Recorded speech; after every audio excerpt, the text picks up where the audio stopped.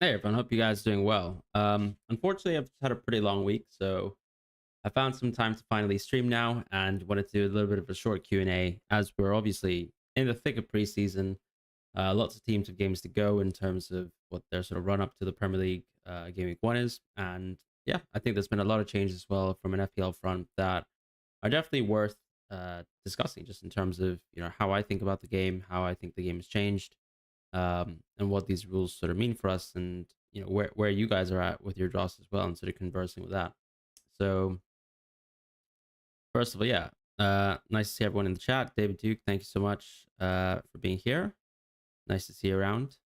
I've not actually seen the sort of latest kind of update to the YouTube chat panel, but seems like there's now a lot of people with crowns in the chat. So nice to see you around.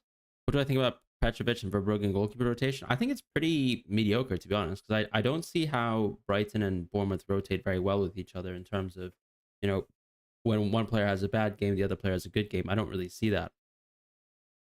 I think they're the best pair in terms of if you were to pick the two best 4.5 goalkeepers from the best teams in those sort of brackets, like that is true.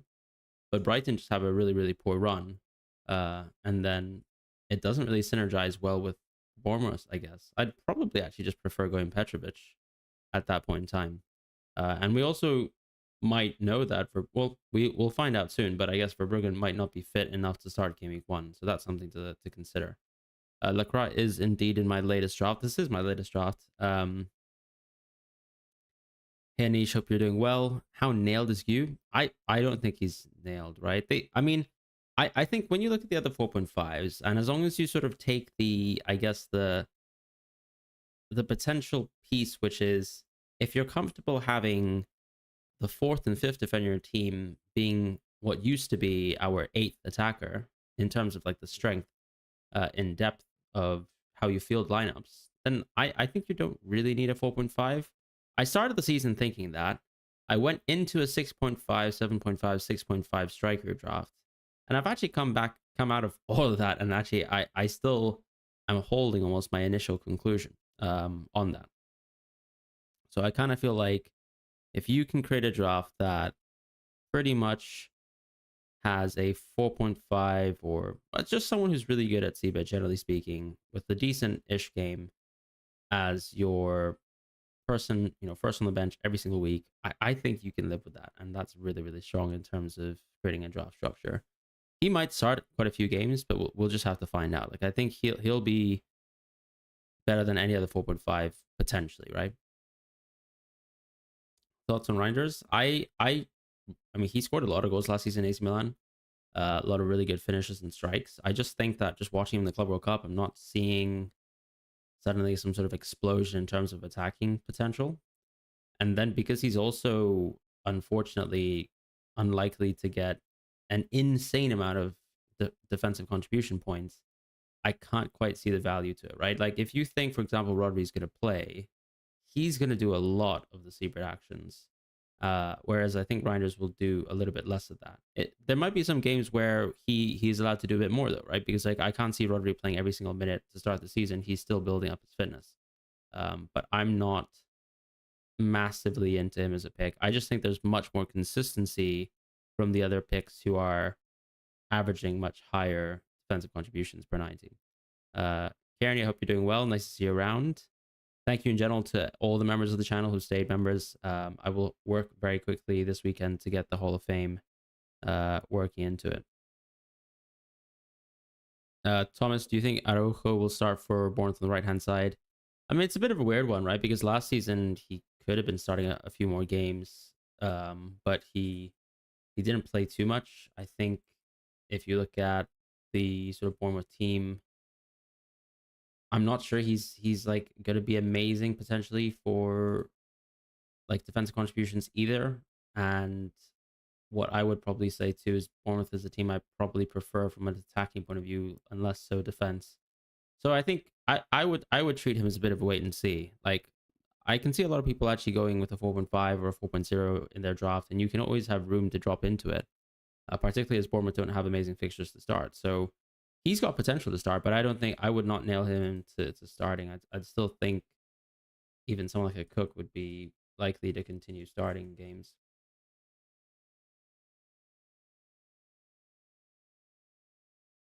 Obviously, Cook is someone who's injured, but he'll probably come back, like let's say after the September international break. So, you know, Araujo is someone you're unlikely to play too much in the beginning. So if you suddenly start with him and you were maybe relying on a little bit of a deeper rotation and suddenly Cook comes back into the side, then I don't think that's hugely beneficial for, I guess, your team building. But then again, if you go for an early wild card, it could work out quite well because I mean, who's really the only one competing in that position? I guess it's Smith, right?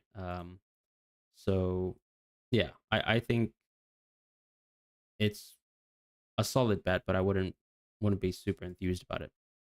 Streaming to stream, yeah, Kieran, that's what I'm doing. Just the day that I'm free, so I just wanted to sort of interact with people and just go through their questions, to be honest, in chat and that sort of thing. Archit, nice to see you around. Haven't seen you in a bit, but a bit of a late bench boost. I know you love your bench boost. Game week 5 was Fran Larson, Mini/Piro, Malin Anderson, and Kelleher. Yeah, I mean, Anderson, I think, is clear. Kelleher is, what it is. Strand Larson is fantastic as long as he stays Wolves. That should be a very strong bench boost, as it stands. I can't see how it goes really wrong. And to be fair, when I look at my draft, yeah, I have a 4.5 forward that I don't really love, and this isn't a team that's going to be very bench boostable. I already don't have a goalkeeper. Got a 4.5 forward who potentially doesn't play too much, but the rest of the team does play a lot. So it is very much a draft that's like centered around playing 3-5-2, 4-4-2 every single week, and I think I'm comfortable with that. But if you go for a draft and your cheapest forward, for example, is a 5.5, I think, yeah, that's totally fine and it should work out really well with the bench boost. Lenzino says, what do you think of going no Salah but having Saka, Palmer, Wirtz, and Watkins as captaincy options? I think Wirtz is pretty mediocre in terms of, like, if you think Liverpool have a really good game and you think that Wirtz is going to not cover Salah. I think everyone understands Wirtz doesn't cover Salah, but just the idea that he's going to be some sort of tremendous pick in terms of ceiling, I'm not sure necessarily early doors I'd be prepared to say that for Wirtz. So do I like Watkins generally? Do I love Saka and Palmer? Yes, I do. I still think, though, the way that the season's going to start in the first few games, there's not a great rotation in the Nomium setup because of, I guess, the weeks that you would have been able to do well with, let's say, a Holland or let's say a Salah, right? So if I think about the rotation from even, let's say, just game weeks 1 to 6, like, what's the kind of gaps in it? Assuming that Palmer is probably the second best player in the game, and I think that's an argument that people might miss, right? Like, if you think Salah's the best player outright, I still think Palmer and Holland are close and neck and neck. So I'm not saying you necessarily need Holland, but it's just about, once again, optimizing that rotation. So in game week 1, Chelsea, you'd captain Palmer. In game week 2, I think you kind of have a bit of a drop off, but it's not like Salah has a better game.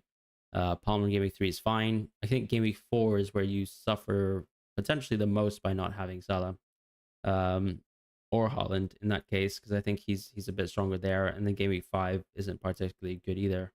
So those are 2 weeks where I'd say you'd feel a little bit of the hurt. Maybe game week 1 as well. These are 3 weeks where you're probably going to actually look for alternative options. Like, for example, in game week 1, if I had Solanke, I'd probably captain him instead over, let's say, a Wirtz.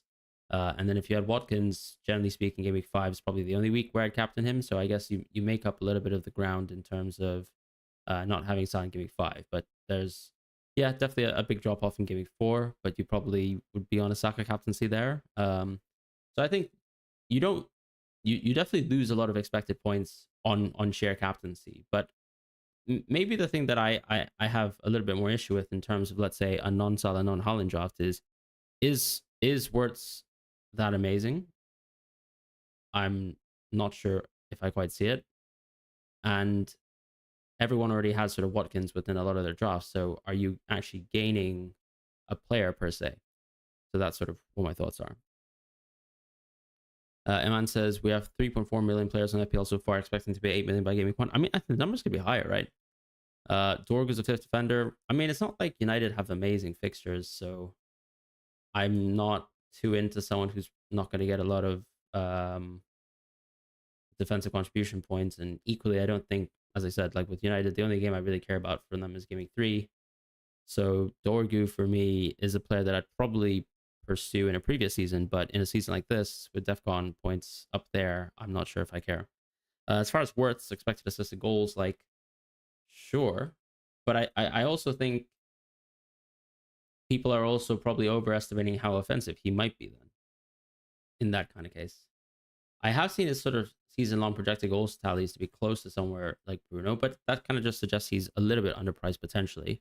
Um, and then, of course, his expected assist goals aren't going to be at the level of Bruno's anyway. So he's going to have slightly less production than Bruno. And if you think Bruno isn't worthy of being in your draft, I can't see why suddenly Wirtz is so worthy of being in your draft, if that makes sense. Um, yeah. How am I so well spoken? I think it's just a lot of research. I wouldn't say I'm well spoken, but I mean I do try my best to sort of understand a lot of the concepts underpinning things, and then to make sure that I'm sort of well informed in terms of referring to multiple sources of information for different things like that. Anish, the question is, Wirtz would be in addition to Bruno, but you're talking about that in the context of a no Salah draft, right? So I think the point to say is it's not like Wirtz or Bruno are particularly high value players. Um, just told your boss I feel Fran is live. You need to take a lunch break at 6 a.m. I appreciate that. It's a pretty early lunch. I guess it's some type of fast. But on Eze, I think Eze is wonderful if he stays at Crystal Palace. I wouldn't touch him if he joined Arsenal. The opening games for Crystal Palace are really bad, and that's part of why I've dropped Sar. Like season long, I think Sar is going to be an amazing pick. So it's not great. I'm so confused. How can you have Wirtz in addition to Bruno and with Salah, but also downgrade Watkins? Are you not going Palmer, or where's the sort of budget in the draft? I heard just. I'm not gonna read that, Karen, but I appreciate that. Do have a look at FPL Discomfort's YouTube video on, I guess, me winning a quiz. That was really fun to do. How do you feel starting Anderson every week? I feel pretty good about it, actually. Like, I'm actually excited. I think it's a bit busted. Thoughts on why Lacroix over Munoz? I mean, I'm poor, right, in this draft structure, clearly. I mean, what would I do to work around it? I suppose like there's always a possibility World just could be a 6.5. Not that I really like that, because he's more of a fixtures play. Or I could drop Tarkowski to maybe O'Brien if, let's say, Everton are to start the season without Branthwaite for an extended amount of time. So yeah, if I could get Munoz in, I would, basically. I've heard you mention Anderson. Anderson's. Are we talking Anderson from Fulham? Yeah, Joachim Anderson is amazing. Sanchez down to 4.5, I think, is a huge downgrade, though, in terms of expected clean sheets and things like that. I've seen a lot of discussion for Malin over Rogers, but I can't ever take it quite seriously, because I still think that Malin is someone whose minutes aren't going to be good enough in the Premier League, and even starts aren't guaranteed. Even though, yes, sure, preseason minutes so far have been pretty good. Moise said Everton is not ready for the new season, so I don't know about choosing their defenders. Yeah, but the thing is, if you're also choosing at some of their defenders, like partially because of like things like defensive contributions, then you kind of need to take that into account. And also, how often are people actually prepared come game week 1? People just progressively play better. I know there's that sort of statistic of how Everton have always started the season really poorly. But I think the nice sort of thing with defensive contribution points is they don't necessarily perfectly correlate with how well you play, if that makes sense. Like if you kind of look at, and I had a lot of those team stats that I can maybe even sort of pull into this graphic here in a very, very lazy way, but I can do that. Do I have my own screenshots? Seems like I forgot to save that down myself, but I did a little bit of numbers in terms of team Seabird defense contribution numbers. So let's just have a look at that right now. And by right now, I mean like give me 30 seconds so I can find my own graphic. Yeah,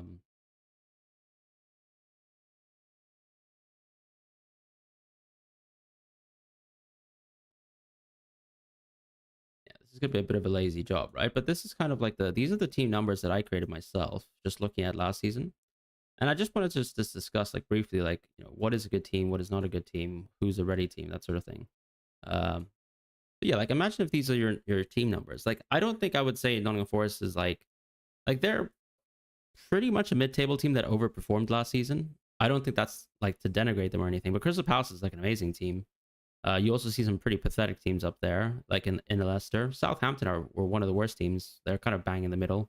So a lot of these sort of numbers in terms of like average CBITs or CBRITs, like these will be influenced very much by just how the team is set up by a certain manager and how they want to play out. Like I think Liverpool is a much better defense than let's say an Aston Villa or even a Chelsea, for example. But they still do almost play in a way where I guess the balls turn over a little bit more than some of these other teams, like a Villa, like a Chelsea.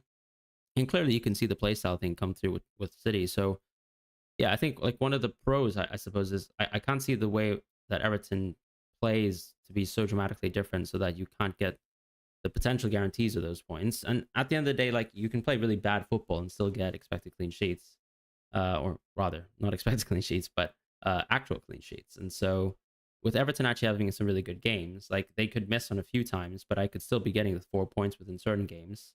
And then maybe I get some miracle jam, even though, yes, Everton don't look particularly ready for the start of the season. But there's a few teams we can say that, right? Like, I mean, some people are looking at interest into Bournemouth and just got absolutely smashed by United, but that's one game. That's, you know, I guess like one team's A team playing versus the B team for certain minutes. People just sort of treating this as fitness and building fitness as opposed to we're playing good football versus we're not playing good football, that kind of thing. So yeah, just something to think about, right? I think there's no need to sort of and Moyes always is, to be honest, he's the type of manager who I think always downplays everything in terms of like even if his team was doing well, and he was doing really well, for example, when he rejoined the team and picked up a lot of results, like he was still quite pessimistic, generally speaking, about the quality of the squad. And I think all the comments that he made are fair.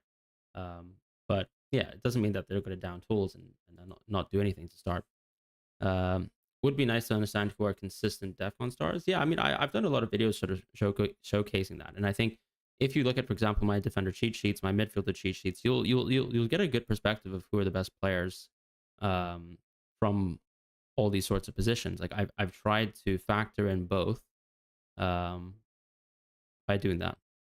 Reggie says you can even go Tarkovsky down to 4.5 and then Williams Murillo and Lacrata Munoz. More balance. I'm not sure if it's more balance because Tarkovsky to a 4.5 is just downgrade, right? So I guess the balance is that you get Munoz, which I'm not even sure if that's actual balance. Tom posted a good infographic on what you want your right backs, left backs, and center backs to play against to earn CBIT. It helps to make a more informed decision. Yeah, like I think what he's basically shown is what happens when you play against a certain opponent, right? And the way defensive contributions tend to work from a tactical perspective. So, like, what's a good example of that? Like, he was sort of indicating that anyone who was basically playing a left back position versus Liverpool had an abnormally high amount of, let's say, defensive contribution points on average because Liverpool are an extremely right hand side dominant team. Maybe it'll change a little bit this season with the influx of new players for Liverpool, but I think you can imagine that to be something that stays very much the same. And so yeah, there are going to be when people actually do models on this, if you were to sort of even bet on things like I guess average defensive contribution numbers, you will see that we're able to pick apart I guess more medium to long term tactical trends, not just on the sort of team that plays and how they sort of are able to rack up things, but also how you'd expect them to actually get defensive contributions against a specific type of opponent. And I think, yeah, Tom's analysis is very helpful in sort of showcasing how that plays out within certain games. But I think the team numbers kind of just show, generally speaking, why it's beneficial to just even be invested into these types of players in the first place, um, and how correlated that is to a specific team. Rutter just got the No 10 shirt. Yeah, Rutter's actually amazing. He's a huge. I have to put my hands up and say I made a mistake. I think on my cheat sheet video, I like if I had the chance to update the midfield cheat sheet video, he's someone who would definitely go in there. But do Brighton have absolutely disgustingly bad fixtures? Yes, yes they do. So I'm not super high into Brighton to start things off, and to an extent, I think you can probably say that as well for Crystal Palace. So maybe have I overshot in terms of like how much I've given love to, let's say, a SAR over, let's say, an NDI. Yeah, I think I have. But yeah, definitely at those sort of price points, I think Rutter is actually really good, and I quite like him. I think I even like him more than Minte, who I actually had him in the cheat sheet. Nice to see you, Bishel. Rich, thank you. You want to go John Stones in defense? Is that just, I guess, why? Like, do you think he's going to get a lot of minutes for Man City? I can't really see it. Nunez from City, I think, is decent. Are you tempted on Cunha? All them points with no penalties. Yeah, but like obviously, I guess you're taking some set pieces away from him. He is an absolutely incredible player, but do United generally have a pretty bad opening run when it comes to attack? Yes. And so when I think about Cunha, I'm sure there's going to be points in the season where, especially if his minutes remain really good, I'm going to own him.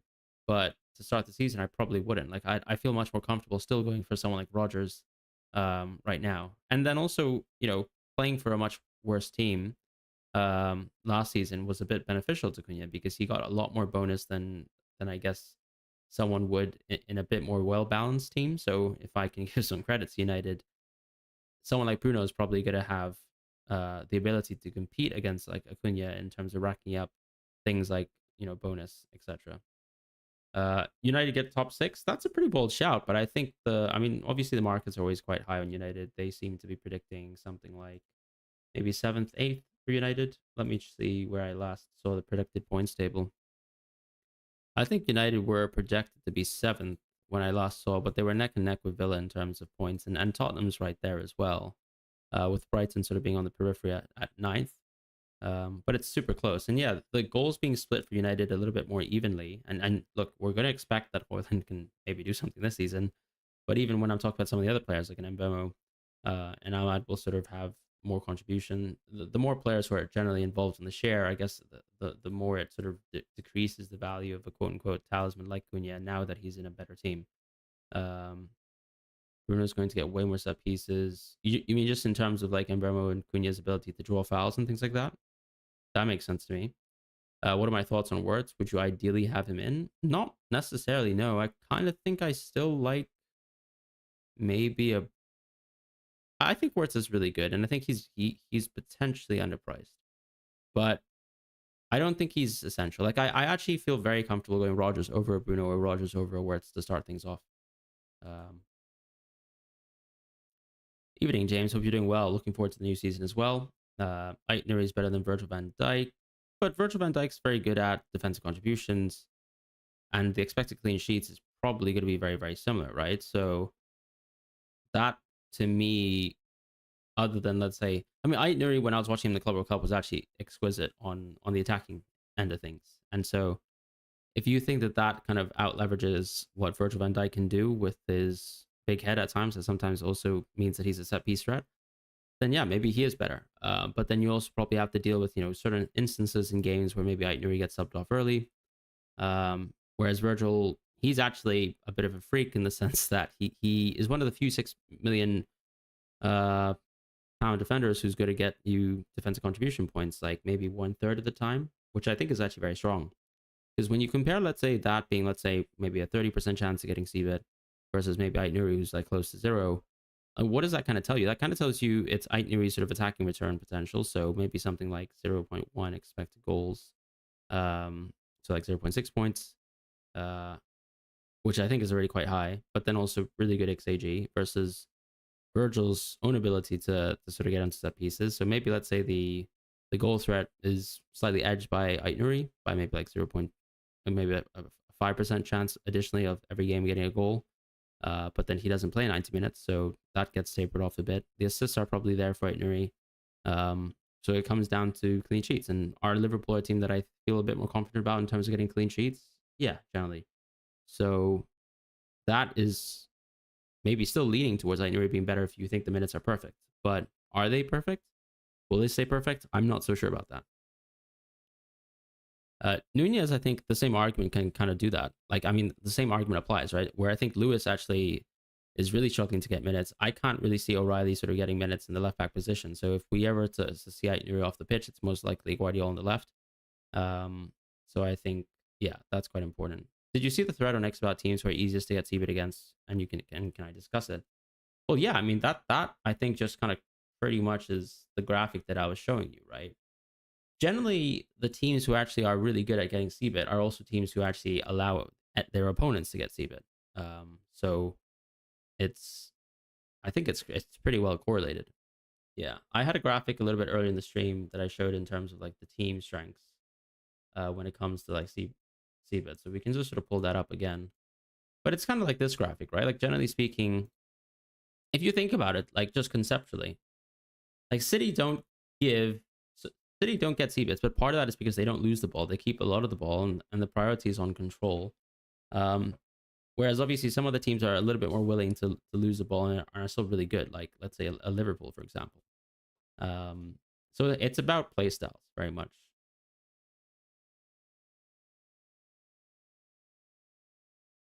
That's the graphic. But yeah, to go back to other sort of messages in terms of chat, Igor Thiago, it seems like Brentford might be actually going for someone else to like Kali Menudo. So there's a bit of depth there. I think the Brentford games are like mediocre in a weird way at that sort of price point. I kind of want more at the start of the season. And I feel like there are better picks. Like the 5.5 options in the midfield are probably better than a lot of the 6 to 6.5 strikers outside of maybe someone who's like got perfect minutes, actually has good fixtures that you really want to play them in. Whereas like Igor Thiago's games are like all mediocre and not amazing. So in that case, I kind of feel like Anderson's just better. You reckon Sales might be a better shot than Sanchez. Forest defense hasn't changed since last season. Chelsea's have made defense changes, so more uncertainty, slightly worse fixtures. Yeah, but Chelsea was actually a better defense than Nottingham Forest last season, and someone can arrest me because they think that that's wrong because of clean sheets last season. But I'm sorry, Nottingham Forest were just a worse defense, and I take a lot more value from expected, you know, goals conceded numbers than let's say Nottingham Forest. And in terms of let's say if we want to talk about the idea of form, which is more so replicated by rolling totals of let's say expected goals conceded numbers, like Nottingham Forest progressively got worse as a team, generally speaking, on the defensive and the offensive end last season, whereas Chelsea, I think, were actually slowly improving in both categories and now have been quite dominant. I think Pep should start during most of the games in the season. And yeah, I also watched every Club World Cup game from City, and I think Aitnuri's minutes will be good as well.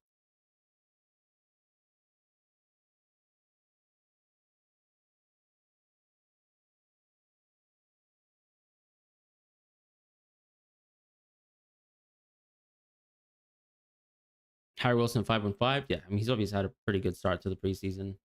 I guess it's one of those cases where if you if you think the attacking potential is good enough to sort of offset some of the defensive contribution numbers, because I think Harry Wilson, the pro of him is that whenever he's had good minutes, he's been able to show off his really good underlying stats. Like his expected goals per 90, I think was really good. Like he played only 1,000.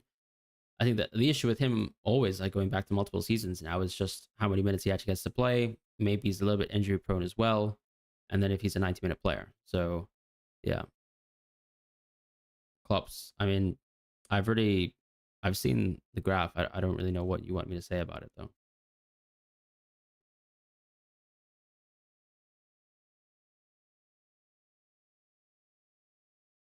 I mean, the way it's going to work is like the way you model like projected defensive contributions in the future is very much influenced by the opposition team, but then also you yourself as a team and how you play, right? So as I was kind of saying, the teams that are really high in CBIT themselves will allow their opponents to get a lot of CBITs against them.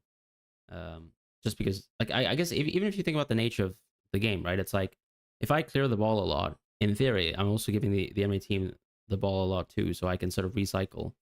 The ball just gets recycled a lot more. Same thing with like tackles as well, and if you lose the tackle, for example, that just means that's another opportunity for someone to win the next tackle, and so on and so forth. So, yeah, a lot of it's actually quite correlated to itself. Murillo versus Nico Williams. I think if you want to save the 0.5, I think going Nico Williams is fine. Is Murillo better than Nico Williams? He probably is, yeah. How do you feel about Dorgu as a fourth defender? I'm not sure if I quite love him. If I'm honest, I prefer defense contributions on my 4.5 defender, which is why I have Anderson, right? So if you look at Tarkovsky, for example, like his fixtures, and I think maybe you can't see them, unfortunately, because the UI is just terrible. I don't know what to say. But Tarkovsky has Liverpool in Game Week 5, right? Trust me on that.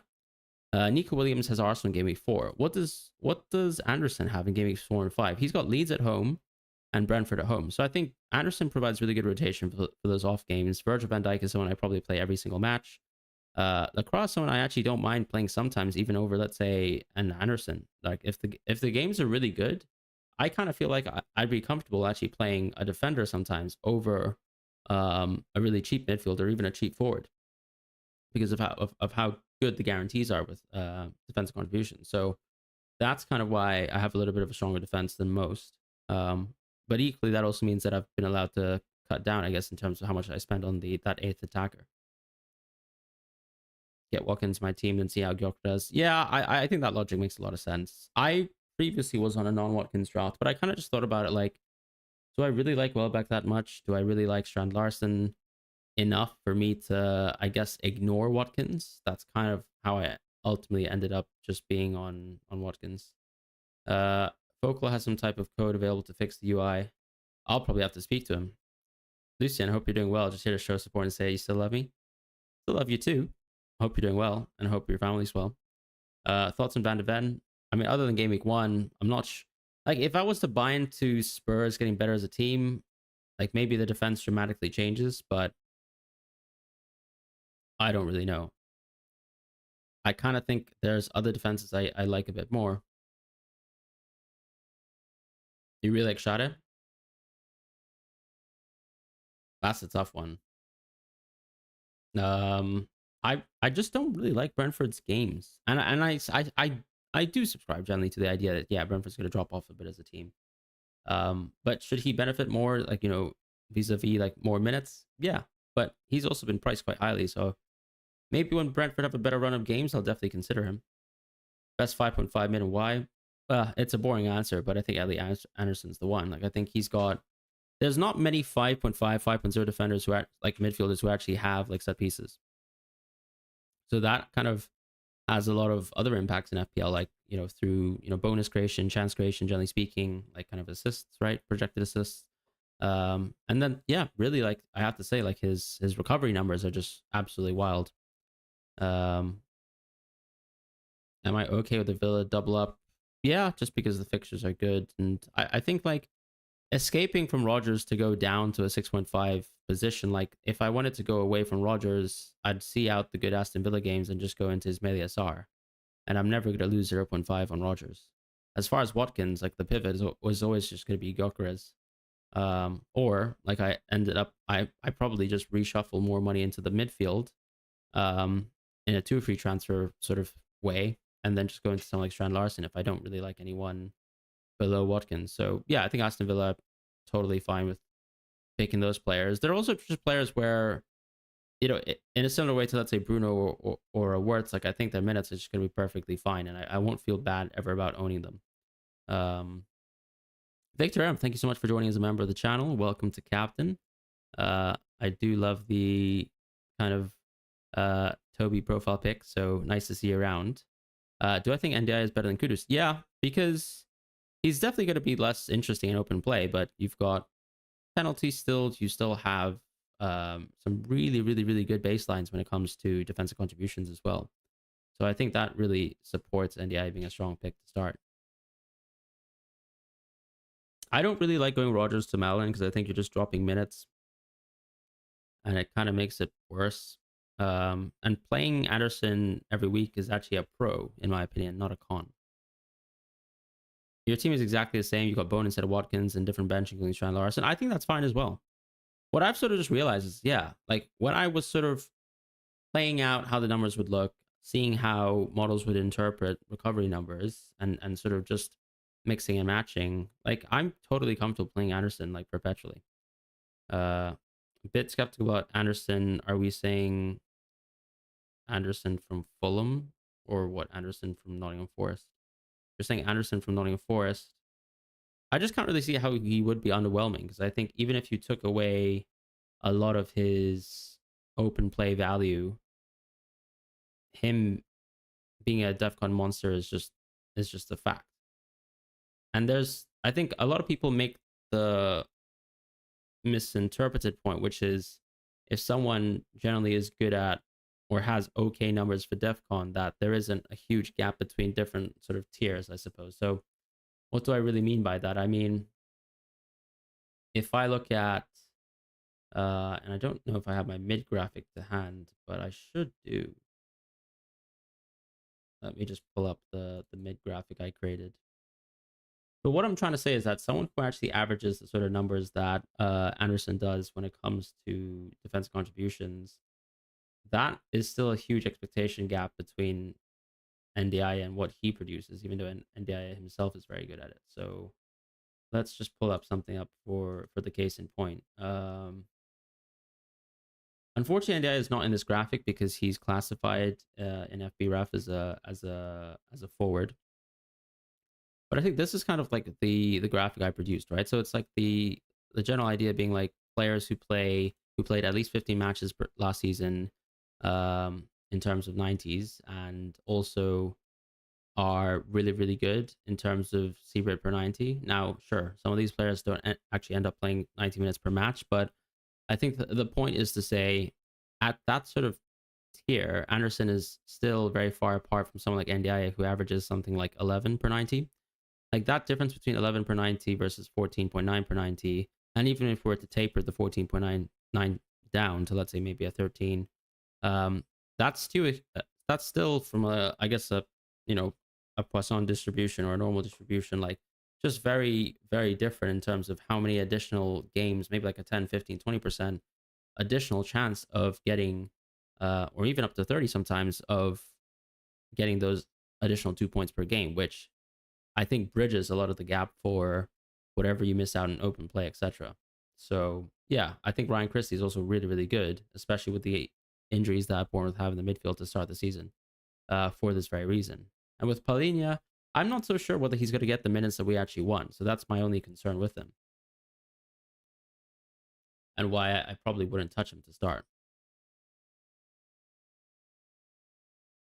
I mean, why is there a need to wax lyrical about someone who might have a floor of 4 points? I mean, if you have a floor of 4 points, you're probably better than any of the midfielders in the game outside of like some of the 7+7+ midfielders. If you were actually to accept that he actually gets 4 points per game, like that's it.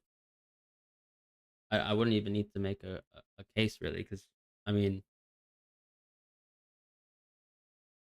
that's just nuts. Not that he'll do that, by the way. I think it's obviously going to be less than 4 points per game, but I guess like what's a good example? Like anyone at the 7 million price point is someone who probably averages somewhere like 0.45 xGI per game. Obviously, a lot of that's going to be goals. He's naturally just going to get a portion of that himself just by being on set pieces alone. You know, even if he doesn't take any shots, right? So if I thought Anderson had zero goal threat, he's still going to take some set pieces. But that's inevitable. So there's some value, anyways, inherently to the XAG. And yeah, like only really, I think a really good clean run of games for, like, let's say Rogers kind of compares, because um yeah, I think that's the tier where there's a bit of a breakage between players who have enough open play threat to sort of match what Anderson can do in terms of the DEFCON points.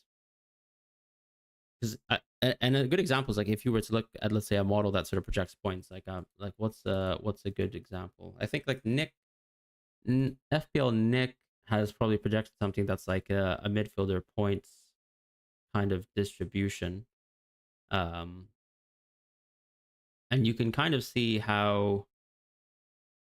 And I'm not saying I'm totally in love with this model. I think it definitely downplays how good Anderson is. Maybe like it doesn't take into account how he's going to have increased set piece share with Elanga leaving. Um, because you can kind of see that Anderson's probably projected to have something like less than 4 points per game. But yeah, if you were actually to accept, I suppose, the argument that he'd have 4 points per game, he's already better than pretty much a lot of the players outside of NDIA.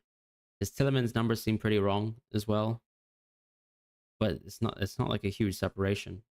We're basically talking about players who live between, maybe on an 8 game week run, living somewhere between, let's say, 30 to 35 points, and he's one of the few players there. Like James at 5.5 is actually listed there, but he's not a 90-minute player. So um yeah, like Anderson's in a bit of a sea of his own with that. And Yeah, I tend to think that's how good he is.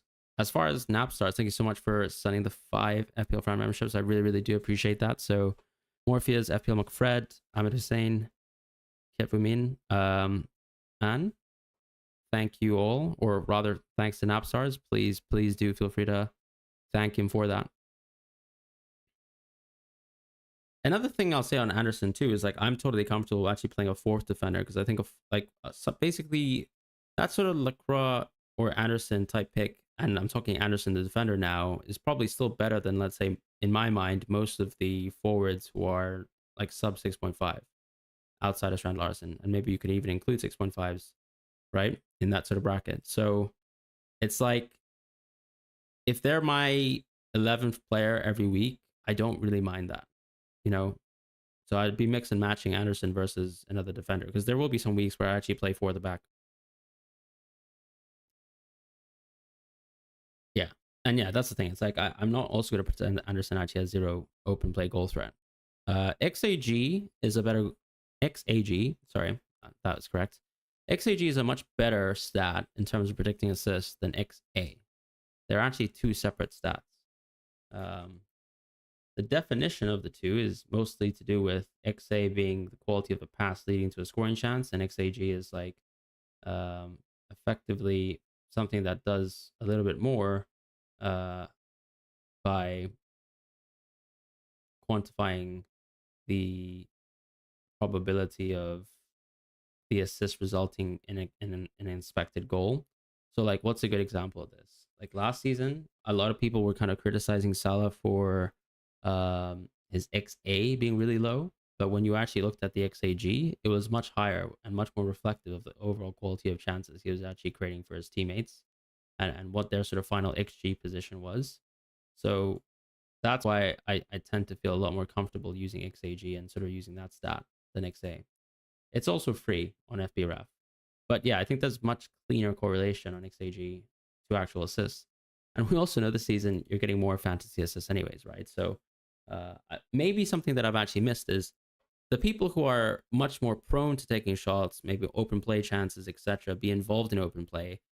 They do actually have a little bit more of a higher artificial ceiling now because of the higher assists expected in this game. So maybe that's obviously going to detract against, let's say, the arguments that I've made against Elliot Anderson. But I can't see it to be a huge gap because I think when the Solio analytics team actually projects, like we're showing us how many additional assists there were this season, last season compared to what it actually was if you had the inferred additional fantasy assists.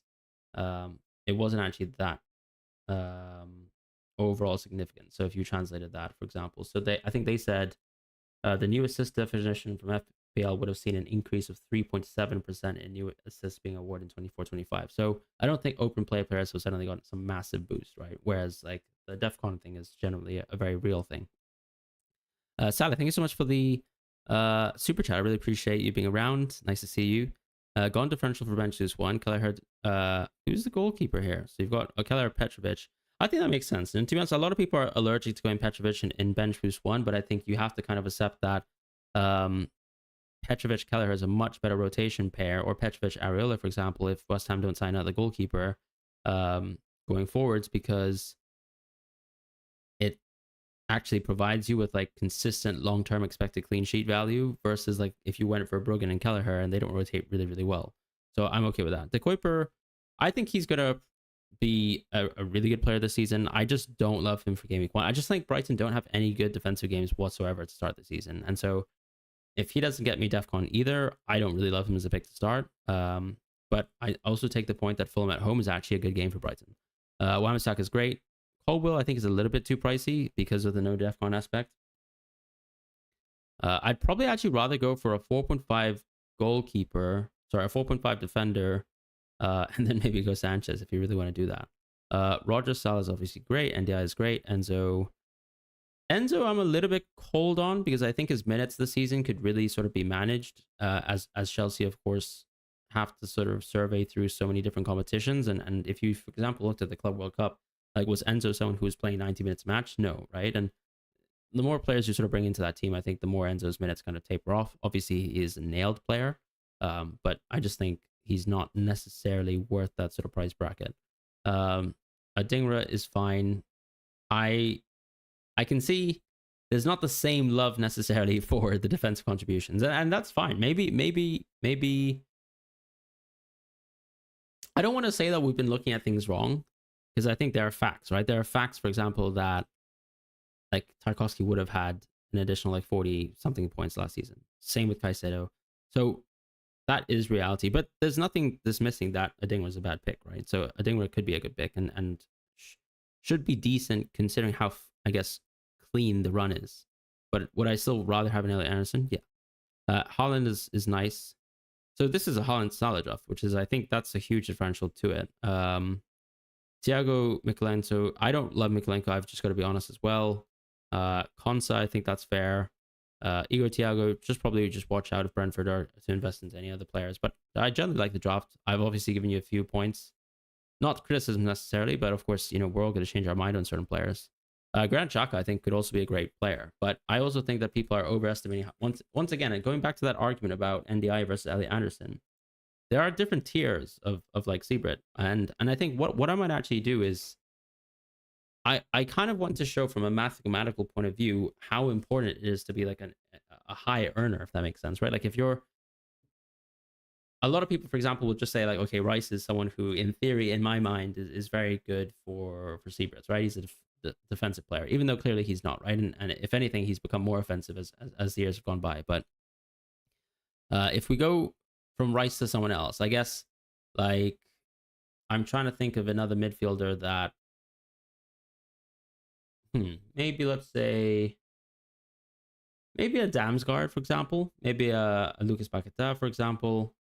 Those types of players, I think, are actually really good in terms of these Seabrit numbers. But as I was saying, when I was talking about, let's say, the difference between, I don't know, a Tarkovsky and maybe a Virgil van Dijk, is that difference in like 2 to 3 C-bits or C-Brits, whatever the position is, can have a huge impact in the percentage chance of getting the defensive contribution points per match. And so, yes, you want players high up on those numbers, but I think people are also kind of missing the point that it's actually amazing to be very high up on those numbers because the guarantee is so much higher. Like, Nico Williams, for example, using a fullback case with the Nottingham Forest, I think he had 13 games where he had the C-bit threshold, and he played 5 less matches in sort of 90s compared to Aina. And Aina had like 5 games where he got C-bit. So that's a difference of like 8 games of C-bit, so 16 points over the course of the season. And someone played 5 games less, right? And still overachieved. Not overachieved, but basically achieved more than Aina. And that marries up to the difference in terms of the averages between an Aina and a Nico Williams. So I think, yeah, there are definitely tiers between players, and I think we should just respect them. So I'm not saying that last season's CBIT numbers are going to be perfect. I think what some people I've seen done, and I think Samwise has shared a spreadsheet of this, is he's gone back multiple seasons and like looked at everyone's average CBIT per 90s and sort of created an average. And I think that's very helpful because, for example, when you see with someone like Tarkovsky, like he can have a down season where it could be like 9.x, or something like 10.9. And so that's the kind of comfort you can get beyond just last season too. And of course, there's different managers that sort of influence the play styles. Victor says, "Is it crazy not having Palmer and Salah?" I think it's actually crazy to not have Palmer and Salah. But I suppose what you're basically telling me is you're going to go Haaland and Saka, potentially. So let me just try to think about how the rotation works for captaincies. You go Haaland 1, you go Haaland 2, you go Haaland 3, Haaland 4, Saka 5, and then Haaland 6. It's not the worst thing in the world. I do think that it's a weird one because I think I'm a person who likes looking at projected data. I also kind of like looking at what markets share in terms of the season-long goal tallies, and frankly, Palmer's quite superior. Palmer just also has a really good run of games to start the season compared to, let's say, someone like Saka who has worse games.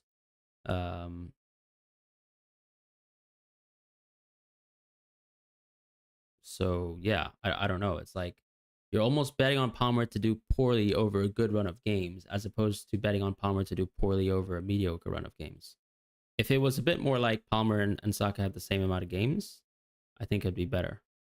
Haaland, Watkins, Bowen. I personally think some of the forwards are a touch overpriced, but these are all very strong. I mean, all you have to do if you like my draft is, and you like Arsenal, is probably just to flip Watkins around and actually just go for Gyökeres, right? Tarkowski actually has already played in the preseason, so I don't know what you mean by that. Solanke, sure, I'll take your point on that. Lucas Paqueta, yeah, as I said, really good C-rate numbers, good attacking numbers, penalties. I wouldn't say good attacking numbers. I think that's generous to him. People are sleeping on him though, but is he on my cheat sheet? I believe he is. So maybe I'm not sleeping on him. What do I think about working as White? I think he's a touch overpriced for what he is. Yeah. Xhaka and Semenyo or Anderson and Ndiaye? I'd probably go Anderson and Ndiaye. And maybe that part of that is because Ndiaye is actually like really, really nice. Are we looking too much into Seabit? Not really, right? I mean, I only have one player who, like, within the whole of my attack, who I've mostly picked largely on Seabit numbers, right? Like, Ndiaye actually has pretty okay numbers once you sort of add a little bit of inflation through the Seabit. So, for the most part, it's not like I think we're all suddenly changing the kind of key attacking players in our teams because of these defensive contribution numbers. It's just, if you were to project out a full season with the points kind of added back for Seabits, then suddenly I think people just haven't played out. Sometimes like we kind of learn things based on like practice, and I think without having played out a season yet, people probably are kind of scared of the idea of owning a player. And I've heard the argument a lot in terms of, oh, what if you go for someone who is like, I don't know, has a high floor, low ceiling, like Elliot Anderson, and you suddenly miss on a player's like good run of form. That's true, but how often do good player like how often can you always guarantee that, like, let's say your fourth or fifth midfielder who you've picked because they have a good run of games is always going to overperform in those games in the way that you want, right? Like, what do I mean by that? Like, Elliot, we're almost pretending as if Elliot Anderson has absolutely no roots to getting attacking returns, when in reality he still got 10 last season himself in open play, and then now has a huge sort of avenue to like roots for points. And sorry, maybe Elliot Anderson actually got 6 assists, so I think he had 8 open play sort of returns, which is actually not too shabby. As far as Rodgers in terms of his price point, I see overpriced, no, because I think you kind of have to expect that Rodgers is probably going to improve as a player. Maybe this is like eye test, but I think the market's back that as well. Like, I was curious because Rodgers actually doesn't have amazing XG per 90 numbers. But then I looked at the betting markets, and actually he's projected to have the same amount of goals as Semenyo, someone who actually has much better expected goal per 90 numbers. So you can clearly see like a lot of people, and even the market included, generally like have an interpretation of Rodgers getting better as a player. And another thing to mention is like his minutes are great. I feel like they've done a good job with all the price increases for all the players last season. I don't think Semenyo is expensive. I don't think Rodgers is expensive personally. I think they're actually fairly priced. No Wood for first 6 fixtures. I mean, depending on whether, if Solanke doesn't show up in preseason at all, I'll just go Wood. Yeah, I think Rodgers is okay. I agree Semenyo is not someone you necessarily want to start the season with, but he's not awful. And I would never say that about Semenyo. He's just a great pick. Is Murillo better than Milenkovic? Funnily enough, right, Milenkovic I think scored 5 goals last season versus his 4 expected goals. So I guess if he didn't overperform in expected goals, like, he probably would have had the same amount of points as Murillo at the end of the season. And Murillo actually missed a key portion of it because of his own injury. So Murillo would have actually outscored him. But I think they're pretty close if you still think that Milenkovic is like literally one of the best attacking open play, like not open play, but like set piece threats in the league. But would I probably be the type of person to bet on Murillo? I think so, because there's a bonus aspect to Murillo as well that's really good. Is Baleba Seabit really much better than Nayari? Yes. Are people potentially sleeping on Spurs defense?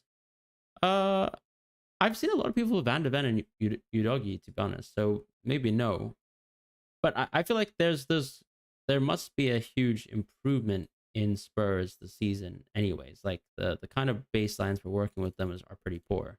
They have a really good game week 1 game, but they do have some pretty bad matches. And I know the whole point of raising the Spurs defense is the aspect of rotation. So yeah, I don't think Spurs defense is like, I don't think people are sleeping on it per se. I think they're okay. Quick question: if Defcon only makes 9, does that mean 0 points? Yep, that's well for defenders. You actually want C bits, which is clearances, blocks, interceptions, and tackles, and you want to get 10 plus, and 10 and 10 or 10 plus. Whereas with the midfielders, you actually want to get 12, but recoveries are also added into the equation. So it's like clearances, blocks, recoveries, interceptions, and tackles. And you want to get 12 or 12 plus. So yeah, it's 0 or 2. But I think a lot of people kind of miss the point on that. Like, you can be an open play player and you're 0 or 6. You're 0 or 3 sometimes. And sure, you can probably score a brace. You can score a hat trick, but Elliot Anderson can score a goal. He can get 2 assists within a match. Hey, Oscar. Nice to see you. How are you doing?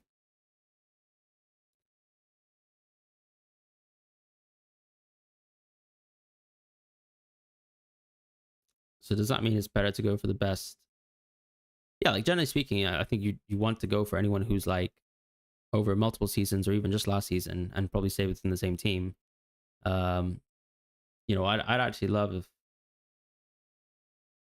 Oscar could bail me out with the UI. Maybe is it just a case of just going to fpl.page?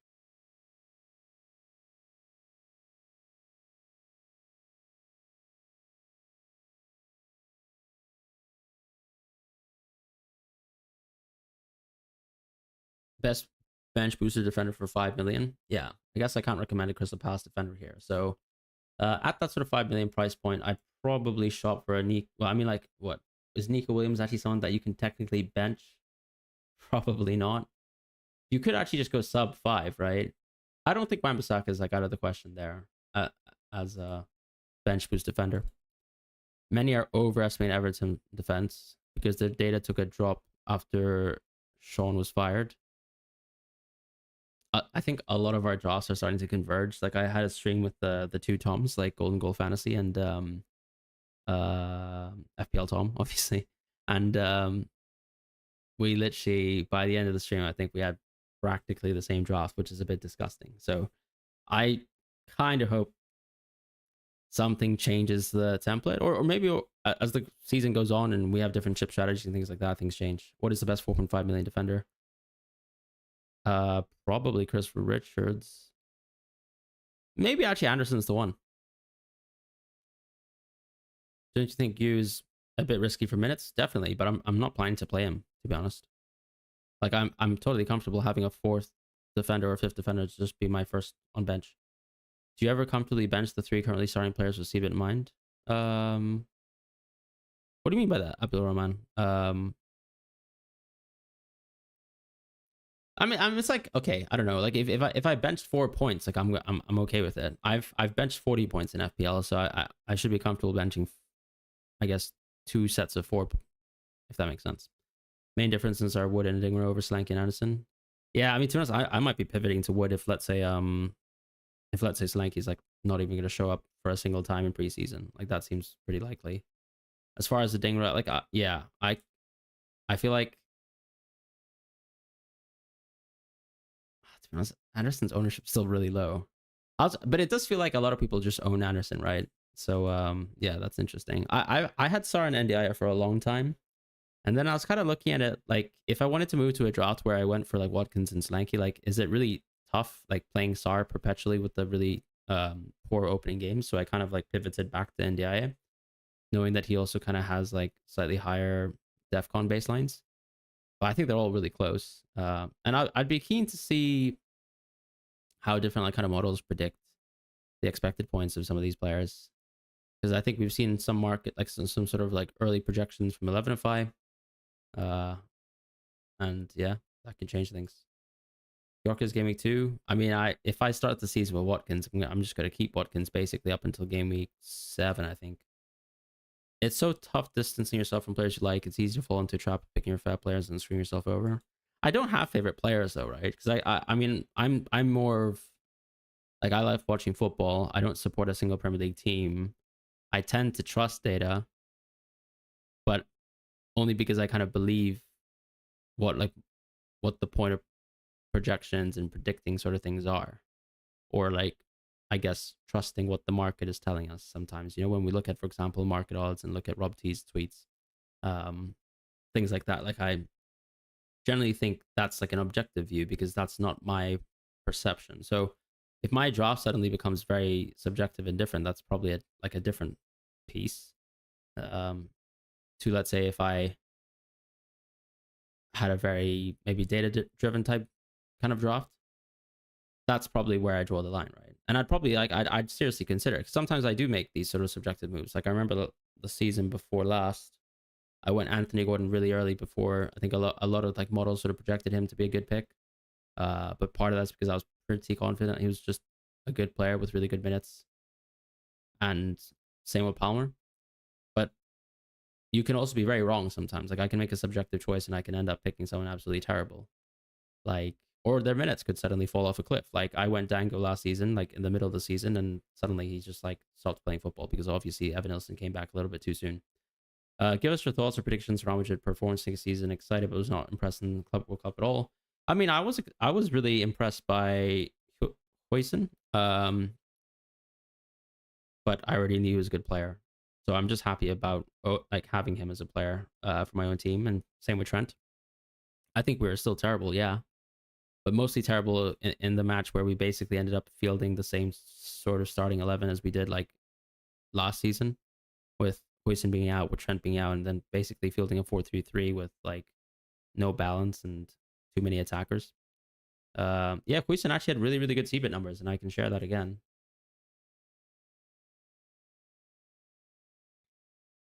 Happy to share, or maybe toot the horn of, and arguably this is basically the what a Bournemouth defender should really be doing, right? Like a Senesi, for example. Like this is what we're saying here. You're basically baking in a Bournemouth defender to do really, really well, and I think that's a huge kind of pro for a Senesi. But if they lose Zabarnia, I mean, I'm sure there's a quality drop off on defense, and they also have like midfield injuries. Like let's not forget to start the season. So yeah, I mean, Huijsen would have been great, but like who are the best players here? Like Tarkovsky, Murillo, Lacroix, even Pinnock is going to play a lot this season. New manager, etc. All that kind of stuff is going to take place. But Chris Richards not too far off. But I will say that's still a pretty significant gap, right, between, let's say, what Chris Richards does versus what Tarkovsky does. And these numbers for last season as well, right? So, and it's also per 90. But I feel like if you were to, let's say, adjust it, for multiple seasons of information, the numbers and the averages would be a little bit different. But I think it'll, like, these players who often show up are mostly showing up, one, because of a symptom of how their team plays, and then secondly, of course, how they individually are very good at these kind of numbers. So you see Senesi here, you see Joachim Anderson as well, and so I kind of like, as I said, the way Anderson rotates with the bad Tarkovsky and Nottingham Forest games, little things like that. And then I've also highlighted a lot of the fullbacks who actually like show up really, really positively.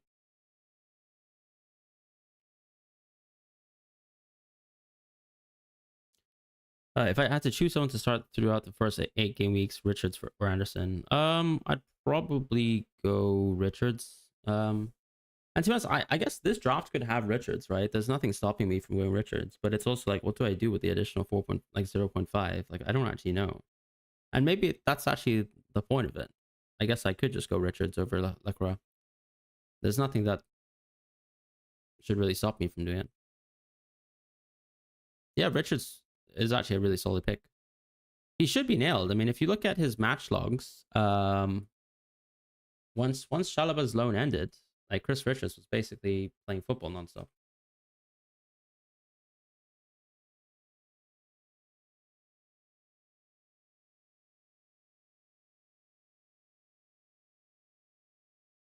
What was the lineup that Palace played today? Yeah, basically exactly the backline that we think is going to happen, right? Gurki, Lacroix, and Chris Richards. Like, if I look at Chris Richards' match logs from last season, I'll tell you exactly how he ended up the season, right? So, he basically played every single match from game week 14 onwards without stopping. He did get subbed off one time at the 44th minute because of a red card versus Bournemouth. I remember that because I literally benched Dean Henderson as he proceeded to actually keep a clean sheet versus my Bournemouth team where I had some of their attackers in a 10 versus 11. So let's not talk about that. I could go Anderson to Robinson. I don't even like Robinson though. I just think Robinson's not even that good. I'm sorry. I'm not a huge fan of Robinson because I just think his underlying numbers are a touch mediocre. I think the drop off in terms of like a lot of the CBIT numbers will just kind of hurt the value of the pick. So yeah. It's not a huge gap though, in fairness. It's like a 0.7 CBIT per 90 gap. Maybe I'm wrong, but I think it's also like I think Robinson just overperformed the entirety of that season. Like if you hit the last few seasons, he's never been someone who's like insane at XAG and getting what was it like? Did have 10 assists last season? Like that was just an abomination. I think with the sort of production that he kind of provides, I think him averaging something like maybe I'd probably expect actually more so like 5 to 6 assists per season tops. So the fact that he got 10 is absolutely incredible, but am I going to bet on him getting 10 again? No, I would definitely take the down on that. Any thoughts on a punt or on Pep Mateta Sarr? Is that because of preseason? Yeah, I mean, like, I wouldn't take a punt on him. Why Lacroix over Rich is both nailed? Honestly, just because I'm rich, right? So yeah, it's a good question because as I said, I might as well just save the 0.5, or maybe I shift Nico Williams into Murillo and go Chris Richards plus Murillo. I don't think there's a huge gap between either options though. PM Sarr. Guys, are we only talking about Pep Sarr because he's done well in the preseason? It is a serious question. Because if that's it, then I don't know. I'm not sure if I'm willing to do that. So yeah, my answer would probably be no, unfortunately. Because you also have to think with like players like Polina coming in, it's like they're going to have much more depth and they're going to rotate between competitions and things like that. I don't see Sarr as being like great. But if we're talking Ismailia Sarr, like Ismailia Sarr, I think with the same fixtures as NDI, I'd probably take Ismailia Sarr. But he does have some pretty tough games, right? Like at the end of the day, Crystal Palace do have some pretty freaky bad games up until 4.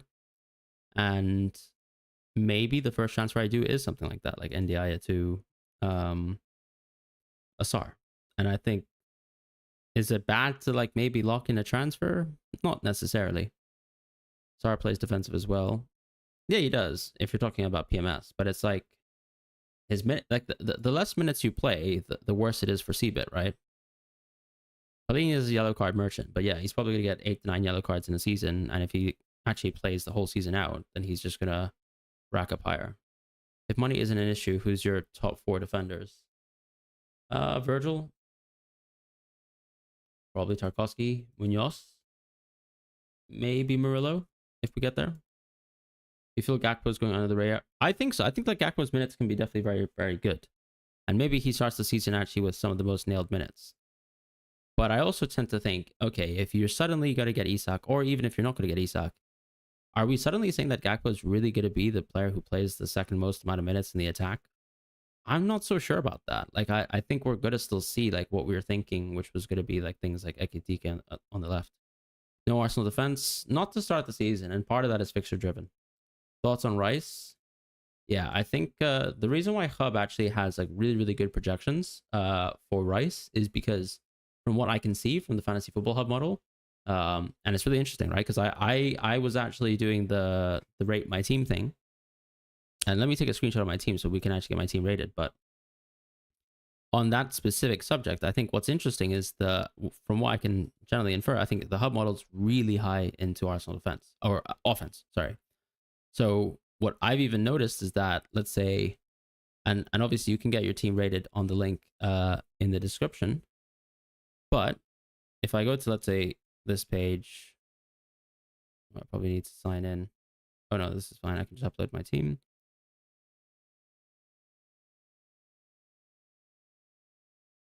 I'm just going to rearrange a little bit of the aspect ratios on this.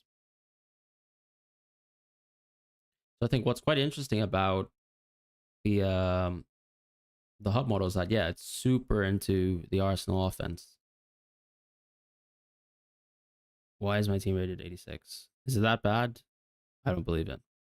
Well, but I think, yeah, if I click the button on recommended transfers, it's probably just going to suggest. See these red players here? These are definitely Arsenal players, I think. Oh, I think also the model also currently thinks that Tarkowski is not starting as a player, so that obviously changes things. But that's something that I have noticed, right? Like I've even seen on some other drafts, like I get recommended Palmer to Saka, which I still think I'd back Palmer's opening fixtures with, but it's interesting to see how a model projects for Arsenal to be doing so well at the start of the season. Or not even at the start of the season, but just generally as an attacking team, right?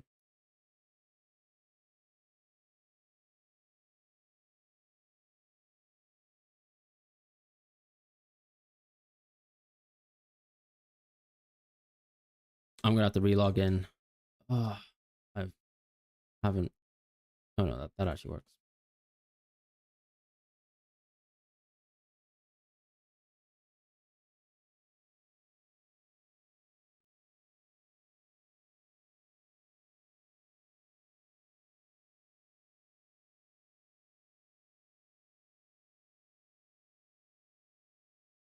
Hub considers all 15 players a lot. I mean, okay, Gw is terrible, but I think generally speaking, like Anderson, Virgil, Tarkowski, Nico Williams, Lacroix are all good picks. Sanchez for me is great. I wouldn't really be too concerned with the draft that I have. Like I think I actually like it more than some of my deeper drafts where I had the forwards. Downgrade Sanchez to Petrovic, better expected points until game 12. I mean, do you really think Sanchez is worse than Petrovic standalone up until game 12? I'd probably back Sanchez if I'm honest. Thoughts on Odegaard? I just can't see him getting enough minutes to be like a good value pick. Like Spurs kind of just have a little bit too much depth for me to kind of mess with their players. Because you've got Mikey Moore, you've got Johnson, you've got Kudus, you've got Odegaard. I'm sure I'm like, I mean, like, I'm not even talking about Son right now because I think, is he closer technically to leaving the club? Maybe he is. Like, who else is there? Like even Tell can operate like wide. So yeah, I'm not really into it. Kulusevski's injured, right? But yeah, once he comes back, that's even more depth. Can't afford Tarkowski. Next best Everton defender, 4. Like for. To be honest, let's see what the Branthwaite news is. I don't know what's going on with Branthwaite. Because I seem to remember that Branthwaite's not featured in the preseason, right? I know Tarkowski's featured for a bit, but I think Branthwaite wasn't even in the squad for the West Ham game either. So yeah, if Everton start the season and they're still playing like sort of like back three-ish hybrid or even a back two, like O'Brien's gonna play in a center back position. He's gonna get slightly higher numbers than he did last season. Am I not tempted to switch Nico to Merlin and Lacroix to a 4.5? I guess like what's the difference though? You know what I'm saying? Like, am I not really just dropping Lacroix to a Chris Richards and then suddenly going Nico to Merlot, but then I actually kind of like gain or lose, I guess, the same amount of CBIT?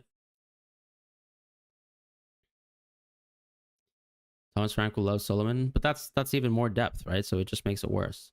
Thoughts on Evan Nilsson and bench boost 2? If you can make it work, I think it's solid. I don't think Evan Nilsson's like poorly priced at all. I think he's actually really strong. Gyökeres or Watkins? I would like to start the season with Watkins. I just think the minutes are there. You have like zero stress about getting it wrong. Because like Watkins is going to play the 90 minutes. He's going to get you some of the points. He's going to get goals and assists over those opening games. And then you can reassess. Watkins to Newcastle? Surely that's not happening. The valuation seems lower than last season in the winter window, so I can't see Aston Villa accepting that. No risk, no reward. But what's the kind of additional reward for going Gyökeres? I'm kind of confused. It's not like Watkins is like super cheap, like super lowly owned or anything. Sell me Ende. Penalties, decent opening run of games. Averages the most amount of C-Brits in terms of like what we call conventional open play attackers, like operating on the wings. So like he's got better numbers than, let's say, a Semenyo on C-Brit, etc. Things like that. You just looked at it. You really like the looks of a Game Week 6 bench boost. I'll be honest, I am not planning to bench boost with this sort of opening Game Week 1 type of team. But yeah, I'm sure I can figure something out with the wildcard too. It's more likely you get the 2.2 DEFCON points from Merlot. But yeah, but then less likely I also get the other DEFCON points from the other player, right? That I'm like, for example, Nico Williams actually has higher XGI than Merlot, which is a bit of an upside thing. Lacroix to Richards is going to drop a little bit of my goal threat because Lacroix is a better goal threat. And then I'm also losing DEFCON points whenever I play, let's say, a Richards over Lacroix in theory. What do you think about Matera? If the fixtures were better, I'd probably consider him. But with those fixtures, I'm not going to touch him. I know the preseason's great. I think he's a great player. I just, as you can see, like I've even dropped Sarr from my own draft, right? And part of it's just, once again, going back to the point of, am I comfortable playing Anderson every match? I would say yes. And so if I am, then I'd rather just go with players who actually have really strong games to start because I'm not going to rotate other people. Beginning season Haaland is prime R9. Yeah, but the thing is too, like beginning season Salah is also a freak. Ndoye. Yeah, I mean, Ndoye's had a good sort of performance in Serie A. He'll be one to watch, but I think the issue in Nottingham Forest is they're actually not really a good attack, right? So like I've never really particularly liked their wingers. Aston Villa penalty taker. I feel like 30% Watkins, 30% Tillemans. The rest I don't really know, if I'm honest. How long have I gone here in terms of the stream? I think I've gone for a solid. I feel like we've gone for a solid amount of time. I feel like we've gone for 1 hour 20 minutes. Why are people saying Tillemans? Because he's taken a lot of penalties in the past, right? I think Tillemans has taken like, let me think. I think he's taken like 29 penalties or something like that. Sorry, no, he's taken 31 penalties. I was close. He scored 24, missed 7. So he's actually not really good at penalties, but he's taken a lot of them. Tillemans did take a penalty in front of Watkins. He just happened to miss it.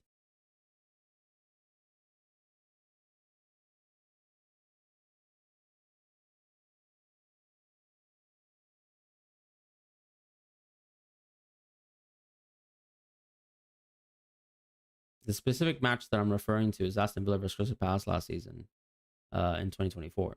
So Watkins actually played the full match, was never subbed off, and Tillemans missed a penalty. So yeah, he has taken in front of Watkins. Yeah, he never again took in front of him, but then also Watkins has also missed, and he also fell out of the pecking order. But the pecking order back then was Asensio, and it was also then Marcus Rashford, right?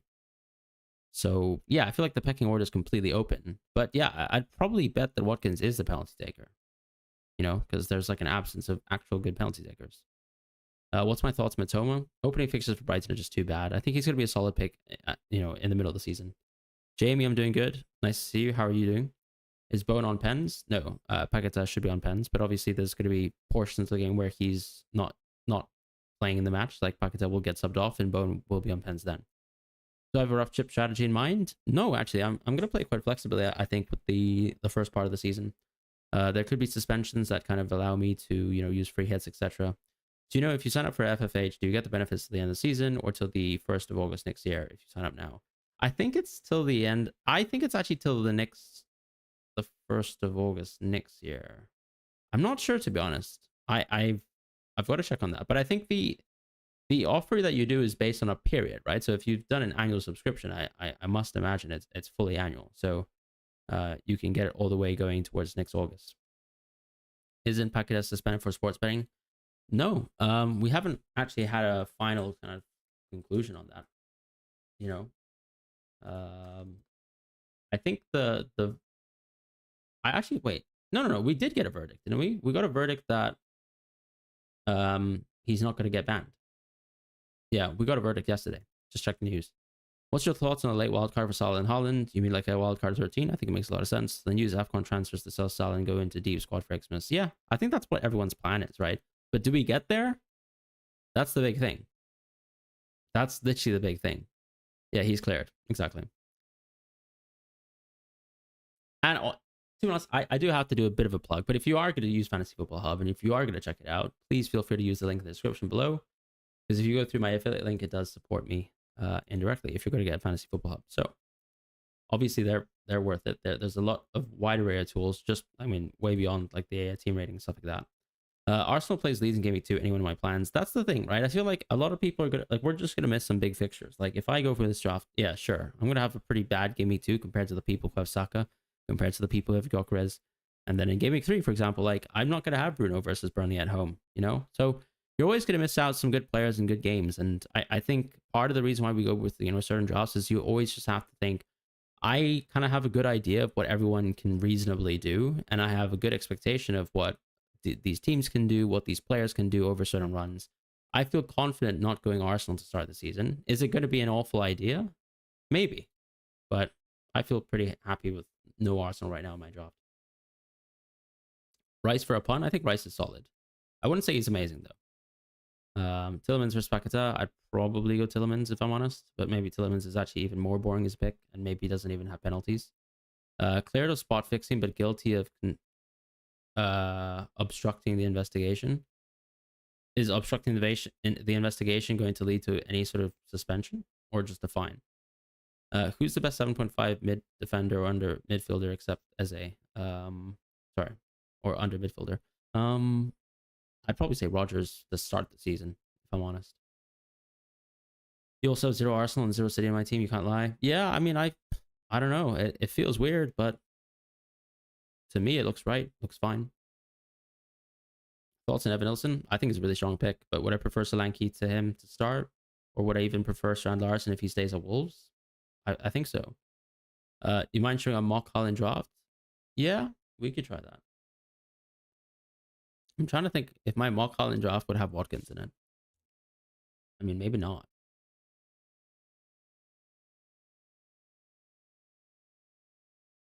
I guess I would just go a 5.0 midfielder. Like conceptually, it's the same thing, right? It's like, what would I do here?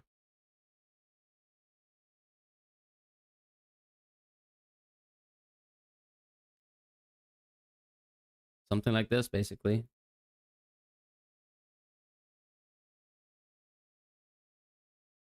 Because then Xhaka becomes your bench piece, right? Which is fine. You like we're okay with that. And then it's the same draft. I don't think it's a huge difference. I actually think it's a risk appetite thing. And maybe I will go in Haaland to start the season. But yeah, right now I want a Salah draft. I can't say I'm super far off of a Haaland draft, though. I think they're pretty close in my mind. Could it go vastly wrong like last season? Yeah, it very well could. But it could go the other way too. And they could also kind of level each other a bit. And sometimes it's going to be about mixture of captaincies, right? There's going to be some weeks where if you're on a Salah Palmer draft, you might actually be doing a Palmer captaincy versus a Haaland captaincy, as opposed to every single week being like Haaland versus Salah, Haaland versus Salah, Haaland versus Salah. So yeah, it could be like, do you suddenly get a really, really good Palmer captaincy where you would have actually played a Salah captaincy? Maybe. And then does the Haaland captaincy outscore suddenly a Salah captaincy? Maybe. So yeah, like a lot of things can go different ways. I think if you look at the projections, I think it's close enough. So have I been sort of creating content saying that anyone going with Haaland drafts is stupid? No, that's like far from the case and far from reality. And I think it is a credit. Like it is a risk appetite thing. Maybe I got burnt a little bit too hard last season. Maybe I should really consider it a bit more. So I'll be thinking about these questions definitely as we go on. And yeah, it's an interesting thing. But for now, I'm on this draft. Alrighty, I think that's it for now. Thank you guys so much for watching this little preview stream. I'm kind of hoping that we'll do a round 2 of this, like maybe in the next week. And Salah goes to the second half of the season. Technically, yeah. In a similar way to how Haaland ghosted, I guess, portion of season 2. Why are so many people in Tarkowski? Is it even certain he will recover? He already played last match. He came on as a substitute versus West Ham. How does everyone Seabrit Sean Dyke? I will actually look into that for you. And the next time I stream or make a video, maybe around the subject of DEF CON, you'll get that. Thank you guys so much for being around. Hopefully the season does treat me better. It looks so FPL review. Well, that's great because FPL review isn't even out. So I must be doing a good job.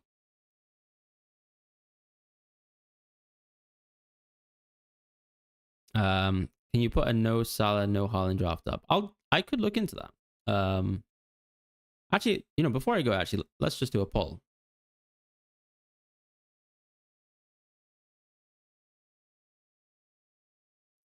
I guess yes, no to the yes, no to the draft idea. I'm curious, actually, because I just want to just get a sense of how many people actually even dare go for that. Would you go for a defensive 5.5 midfielder in Anderson or an attacking 5.5? I would prefer the defensive player if they're going to play 90 minutes and they're going to average the sort of C-rate numbers that Anderson does. Yeah, personally, I'm kind of there. Hoping to get 2x50k finishes in a row. Best of luck, Jamie. You're a perfect streamer. Thank you, man. Is 2 6.0 defenders and a 5.0 better than 1 6. Well, it depends, right? The thing is, a lot of the 5.5s are the best C-beaters in the game. So it's like, if Arsenal had a slightly better opening run of games, I'd probably recommend maybe Arsenal and Virgil. But actually, they kind of don't. So I kind of prefer the two 5.5s for now. Reasoning behind Anderson with Fulham's early fixtures. Well, the whole point of Anderson, I suppose, would be to rotate the bad fixture in Game Week 4 for Nico Williams, and then the bad fixture in Game Week 5 for Tarkovsky, right? So that's the whole point of a 4.5 defender. You're just going to rotate. Is no Liverpool, no Arsenal crazy? I don't think so. I mean, if I went for, let's say, I really don't think it's that crazy at all. Is a 3-man team with Salah, Haaland, Palmer viable? Potentially. I think I mean, if I had Haaland in this team, what would that mean? I lose 5 million somewhere? I think it would be a pretty awful team. Yeah. I would say it's not viable. Thanks for voting the poll. But as I said, if you guys want to check out Fantasy Football Hub, get your team rated as well, have a look in the link in the description below. I'll definitely do a little bit more content over the weekend. I'm kind of looking at doing a little bit more of a prediction style video, so something which would be like a mixture of FPL predictions and then like Premier League type predictions too. Am I too interested in creating a wild card or like a chip strategy type video? No, because I think Praz did a really, really good video on that. I think I just watched that instead. Will I get some more content out? Like, would I update the cheat sheet as we go closer towards the season? Of course I will. Darren, thoughts on free it to bench boost 3 allows you to still use the bench boost early. What's the 3 at 2 idea here? Just to target Arsenal for that game. And then I guess on bench boost 3, like specifically, what are you going for that kind of enables bench boost 3? Don't forget to like. Yeah, that actually it really helps too. And subscribe. I tend to forget to say these things, but thank you guys so much. But yeah, thanks all. I'll see you guys in a bit. Take care.